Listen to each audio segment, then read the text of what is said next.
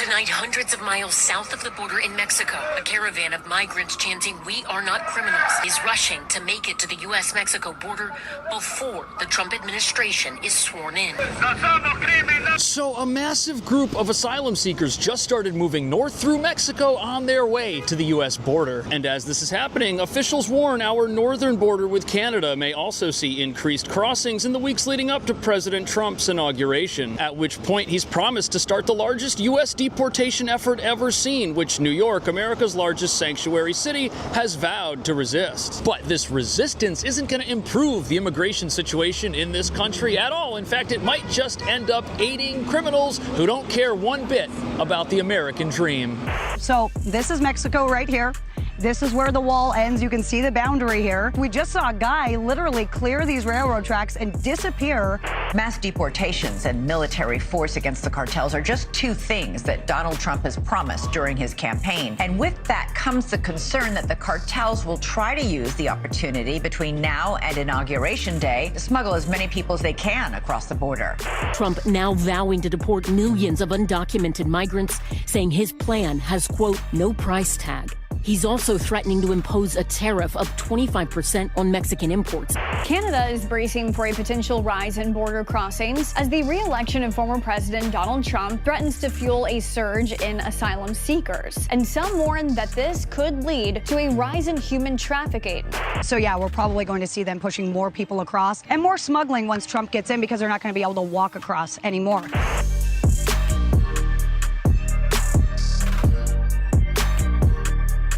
So the cartels and gangs exploiting the U.S. border only have a few more weeks to do it before it closes for good. But even if they're able to do this successfully and they end up busing more people to sanctuary cities like New York, what nobody's talking about is that President Trump's recent victory is already reshaping the immigration landscape in this country, but not in the ways most people think. Because if President Trump does implement what he's calling the country's largest deportation effort ever, states that vote red will likely cooperate and help the federal government, while blue states with progressive leaders may not only refuse to do so, but could also double down on sanctuary city policies. And the fact that some states are going to go along with this deportation effort and others are going to resist it, that right there, that could force a new wave of migration within the United States itself. Because anyone who doesn't have legal permission to reside in the country will invariably find themselves better off in a place that doesn't care about one's immigration status. And that means relocating to a sanctuary city like New York, something the thousands of people making their way to our northern and southern borders may decide to do if they're able to enter the country before the U.S. closes down its borders completely and restarts construction of unfinished sections of the border wall. And that brings us to the real reason why so many people are now working their way towards the border. This might be their last chance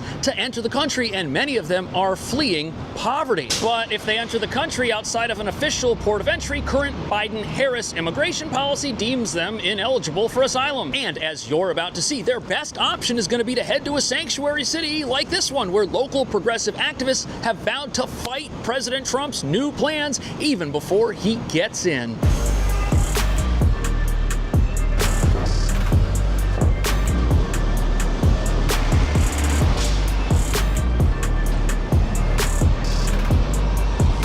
So here we are at the bus terminal, and the cheapest way to get here is to take a bus, and you can get a bus from the northern border or the southern border. And if there's a surge in border crossings, there could also be a surge in activity here as more buses arrive, bringing people to New York, America's largest sanctuary city, where people can still get a place to stay, even if they're not eligible to seek asylum. Mass deportations and military force against the cartels are just two things that Donald Trump has promised during his campaign. And with that comes the concern that the cartels will try to use the opportunity between now and Inauguration Day to smuggle as many people as they can across. So it's important to understand that this latest group, it's one of many that have recently started making the journey up north through Mexico towards the U.S. southern border. And this isn't a group of people trudging through the desert on foot by themselves. They're not alone. In fact, what we're witnessing here is a humanitarian relocation effort, which is completely controlled by gangs, some of which operate in New York City and exploit these very same people after they get here. here. And the families and individuals that make this journey are essentially being held hostage by these cartels until it's over. Now, it's true that the journey through Mexico to the U.S. border is extremely dangerous and treacherous, and yes, many of these folks need help navigating it. But the problem is, the people that are offering to help them, they just want to help themselves, and their goal is to exploit each person in their care to the maximum. And if you find yourself in a strange place where things are dangerous and the only people who can help you are even more dangerous than the terrain you're walking over, you're gonna have no choice but to go with them. And because the folks traveling with the cartel cannot escape from them, they're essentially prisoners, and if they can't pay their debts, they end up working them off when they get to their final destination. And what's scary about that is when people come to New York and they want to check into one of our shelters because we offer it to everybody, they have to go to this place called the Roosevelt Hotel. It's the welcome center for every single new arrival, but there are gang members living in that place, and these gang members, they coordinate with smugglers, which means there's really no escape for somebody who thinks that they got here and because there's nobody getting off the bus behind them that's part of a gang that they're free. Nope, that's not the case. And the shocking footage you're about to see will perfectly explain why cartels are taking this opportunity now to get people across the border before it closes for good. We are literally standing on the border with Mexico. So this is Mexico right here. This is where the wall ends. You can see the boundary here.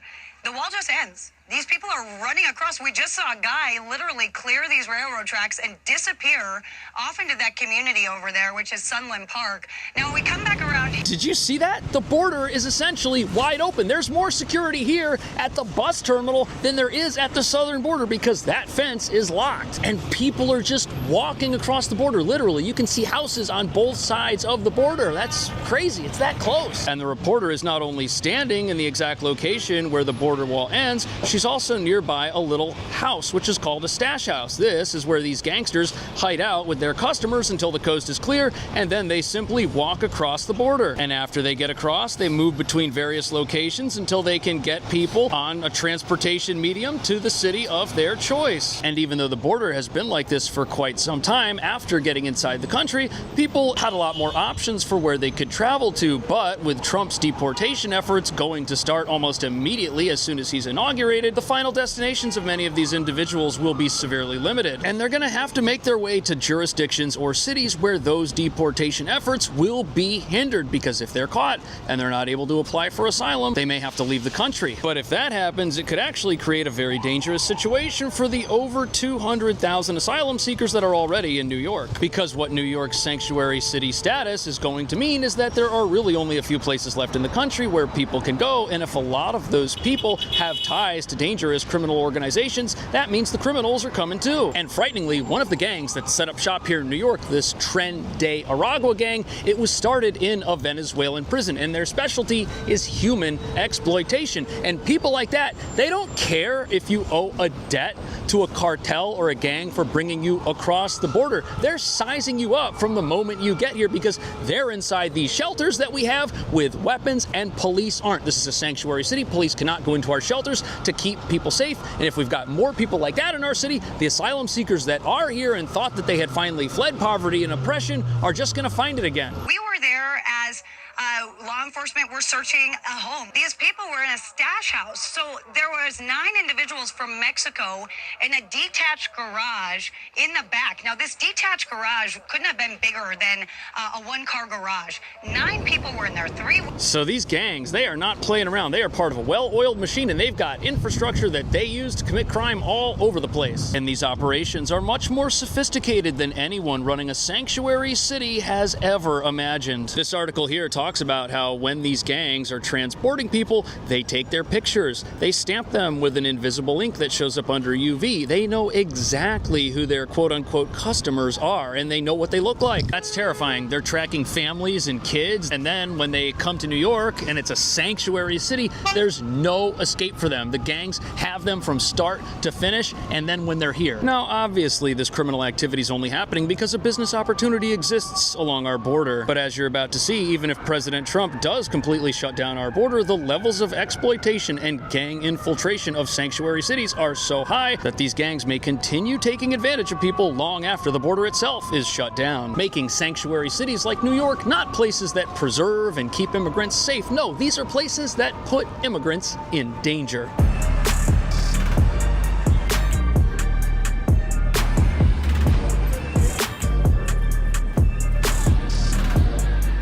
So this massive building behind me that you can kind of see here takes up half the block. It's the Row Hotel. It used to be operated as a luxury hotel, but now it's an emergency shelter for asylum seekers. It's huge. It's got over 1,300 rooms, and it's mainly designed for families. It's right here in Midtown, which might sound great, but once you realize that some of the people living inside of it aren't that great, you'll realize that people checking into shelters like this could be in danger. Cartel de Aragua. Ha aumentado crimen o su presencia de esta pandilla. Sí, cada día aumenta más, parece mentira, pero sí aumenta. No he convivido con ellos, pero sí tengo una compañerita que la conozco y en el hotel donde ella pernota, ellos están haciendo vida allí y lo que ella me comenta es que estas personas prácticamente toman. So here we've got an interview with an asylum seeker who lives in a city-run shelter. Now, he doesn't live in a facility that's got gang members in it, but he has a friend who does. And he's being interviewed in Midtown near the Row Hotel's sister shelter, the Roosevelt Hotel, which also has 1,000 rooms and just so happens to be a shelter where gang members definitely live. They've been caught, arrested, and they've said that this is their address. And lo and behold, they just so happen to be Tren de Aragua members. And remember, their specialty is human exploitation, something that they can easily do from the Welcome Center for all new arrivals, which that facility is. And it's a facility that houses women and children. This is a terrible situation. And when you realize that these shelters cost billions of dollars to operate, it's pretty sad to find out that they're really only benefiting the criminal element that shouldn't even be in them to begin with, but which is allowed to stay here because this is a sanctuary city that doesn't do background checks before placing wanted fugitives potentially down the hall from families that have little kids in elementary school. And as you'll notice, there's a police car out here in front of the Row Hotel, but this is as close as it can get. Police are banned from going inside. They're not allowed to go in there and get the bad guys. That means no foot patrols, no checkpoints, no knocking on doors, no patrolling the hallways, none of that. And if gang members do end up setting up shop in a place like this, oftentimes they smuggle weapons inside DoorDash delivery bags, right past security, because those don't apparently get scanned by metal detectors. And what that means is the criminal element inside of a facility, once it takes it over, is the only source of law and order and moral values. A terrible situation for people who need help and are looking for a better life. All because in New York, we operate under the misguided idea that police are somehow bad for people that have just come to this country. Que tiene que haber intervención del gobierno, no es solamente un agente de seguridad, sino debe haber algo mayor que controle eso. O sea, ¿cómo le van a dar beneficio a una persona que esté haciendo daño y de paso que se quiera controlar todo el edificio? No es posible. Debe existir un refuerzo. You know, this situation is such a mess that everyone is starting to come around to the idea that without some sort of deportation effort, these gangs are never going to leave parts of America, especially sanctuary cities. And that's why so many people in immigrant communities, even in New York, voted red for the first time this past election. And the political class of this country that continues to vote overwhelmingly in favor of policies that hurt those who are vulnerable don't understand why this happened. But it's becoming obvious that laws that protect criminals will be used and taken advantage of by those criminals, even if they weren't designed for that purpose. And here we are in the middle of New York City learning about how this is happening from a Venezuelan asylum seeker, somebody who should be benefiting from our right to shelter rules and our sanctuary city rules, but is instead in danger because of them. And they don't understand why the U.S. isn't doing proper vetting of some of the people who come into this country. And it's probably very strange to them why background checks aren't done before people are moved into a shelter. What if they're dangerous? What if they have a track record of hurting others? How is their presence in that shelter going to help anybody? It's not. And if someone's moved into one of these shelters who is a gang member now, all of the law-abiding people who are living next to them are now in danger because this person's job is to figure out how they can put the human beings around them to work for purposes that serve their gang. And now experts are saying that the presence of criminals in our country may increase over the next few weeks before President Trump starts his second term. So, Elizabeth, the cartel's a $13 billion a year industry. Back in 2018, it was $500 million. So, yeah, we're probably going to see them pushing more people across and more smuggling once Trump gets in because they're not going to be able to walk across anymore. So exploiting the U.S. border, that's $1 billion business, and you can bet that if that business opportunity is going to be closed in just a couple of months, law enforcement all over the place is going to have their work cut out for them. And that's incredibly frightening when you realize that people now are being told, hey, this is your last chance to get into the country. You better come right now. And these are families with little kids who are going to be in such danger. Not to mention dangerous individuals who fear nothing and are willing to combat law enforcement puts all of our police in danger, as well as our Border Patrol officers and our Texas National Guard. Nobody wants to see any of these people get hurt, yet that possibility sadly still exists. Which makes you wonder, if the border were closed and sanctuary cities like New York did not exist, would lives be spared? Would less people be in danger? The answer to that is sadly obvious. And literally none of this is helping the folks who get ensnared by it. They're being robbed for everything they've got by these gangs and cartels on their way here through the border and all of these stash houses, as they're called. And then when they get here to New York, these same criminals are waiting for them to continue exploiting them. And if they can get a job, oftentimes it's like an Uber Eats or a delivery job, because the local economy here is highly specialized and internet connected. And a lot of people that come here, the city hasn't been able to connect them with jobs, and they're going jobless and homeless once their shelter stays expire. It's very sad. And once someone's jobless and homeless in this city, that makes them even more of a target for exploitation, because they've got nowhere else to turn. And when criminals come knocking on the door of one's tent and say, hey, come with us, we'll get you out of here, what are some people gonna say? Not everyone's gonna say no to that, if they even have a choice, revealing that sanctuary city policies make these cities some of the worst possible places anyone who's new in America could possibly go. What do you think about that? Are sanctuary cities really benefiting immigrants, or are they benefiting a growing criminal underworld of people who really shouldn't be in the country to begin with? Let me know. Thank you so much for watching. I'll see you in the next video.